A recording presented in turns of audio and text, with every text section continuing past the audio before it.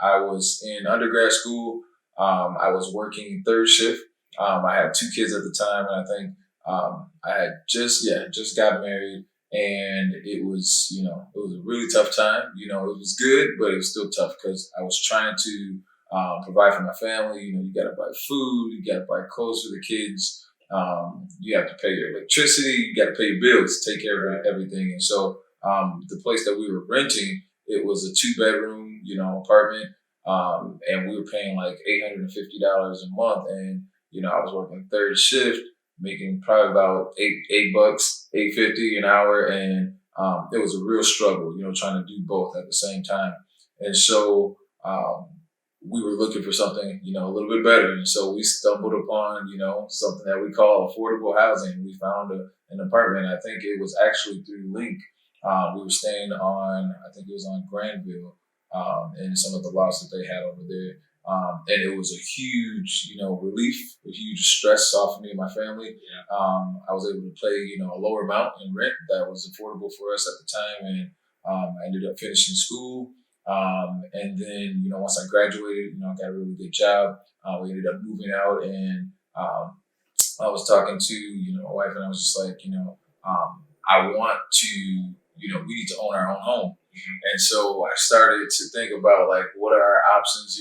Our credit wasn't, even up to par at the time. And so I knew that my dad had this abandoned house. It used to be up and occupied and rented out for years, but he kind of just let it go. And so I was like, hey, Dad, what are you doing with this house?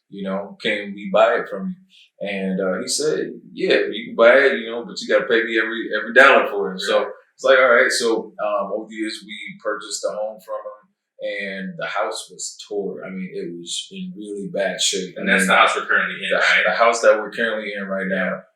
It was pretty much condemned, and they were going to have them tear it down. And so we came on the inside, and I just had a vision for it, and I had a dream for it. And I'm a visionary. Everybody else was looking like, this is going to be, a challenge. And so, the floors had termites, and they were eating through the hardwood floors. The roof was leaking. The bathrooms were torn out, and the plumbing, everything was just, it was completely a mess. And so, long story short, over the years we saved up, our taxes and whatever income that we had, and we put it into the home until it was livable, from drywall, electricity, new electrical, and it just became a beautiful home over the years. And so after our family started to grow, I think we were on our fifth kid at the time, and we needed to move out and find something a little bit bigger. And so we moved out, and we had,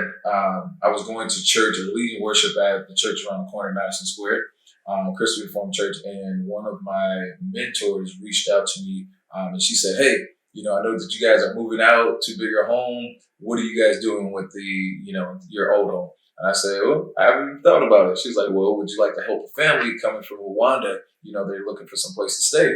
And I said, sure, And so I met with them, and we actually partnered with Bethany Christian Services. And I think Bethany Christian Services helped them pay a portion of their rent.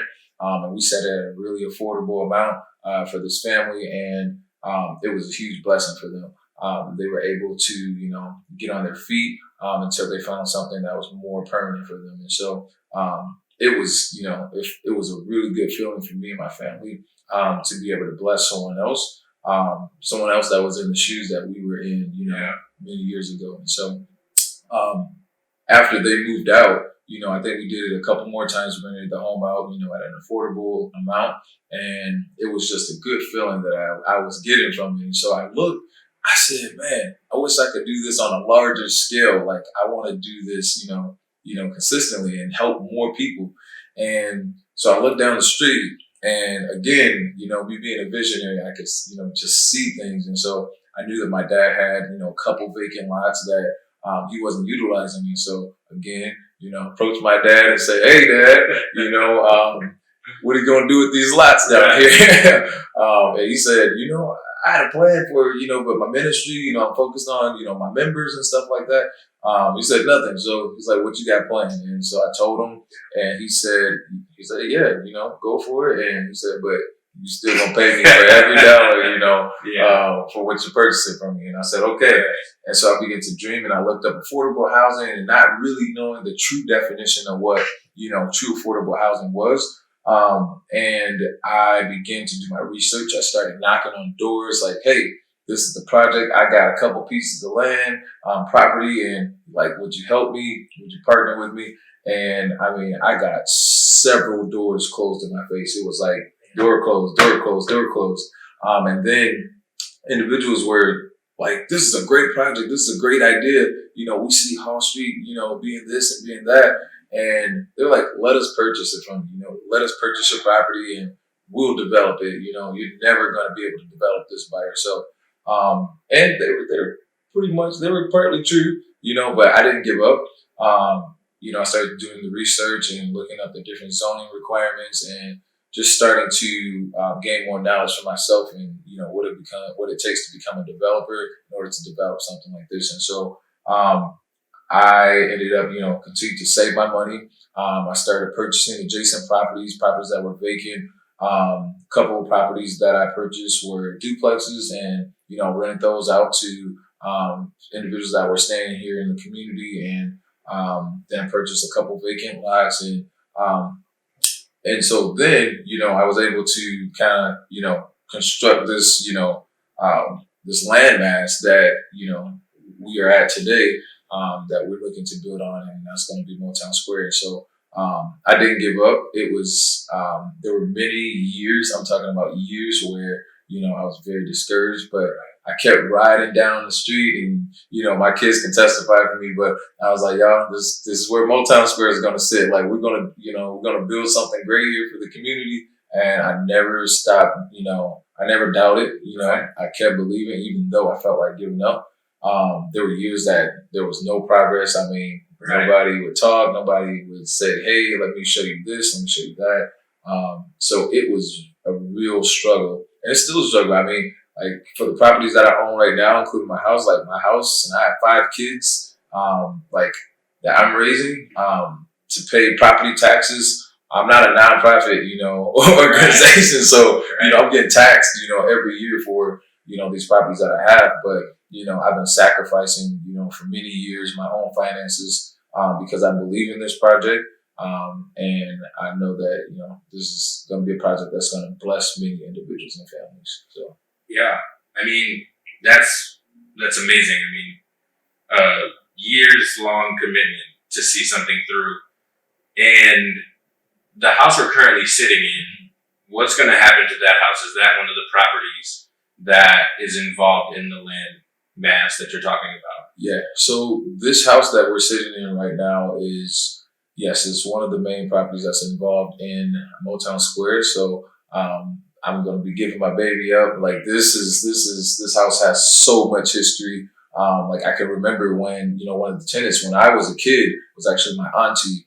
She lived in this house, and I can just remember how it looked then and how it looks now. It's like a total transformation. But my youngest daughter, was born in this house.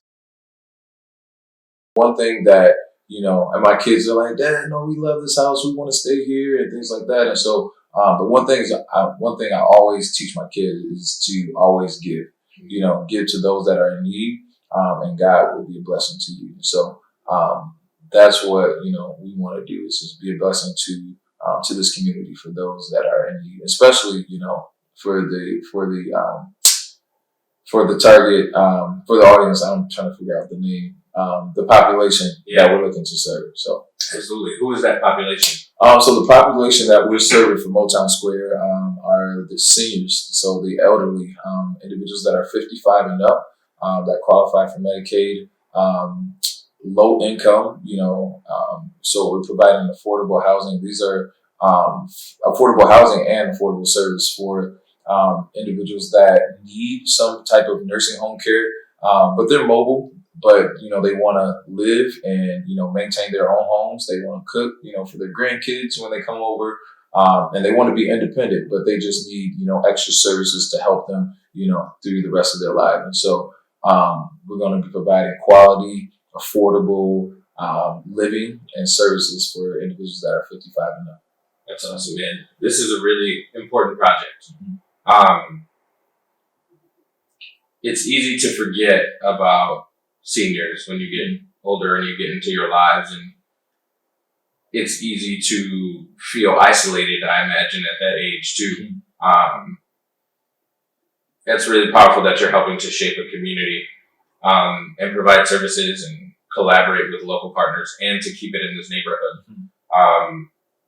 To give up so much to create something bigger is really powerful. Yes. And that is something that I think we can all strive for. Yes, indeed. That's amazing, man. Every time I sit and listen and talk about this project, I get more and more excited. Yeah. And I'm honored that I get to kind of tell that part of the story. So thank you for letting me be able to do this. Yeah, no problem, man. Thank you. Yeah.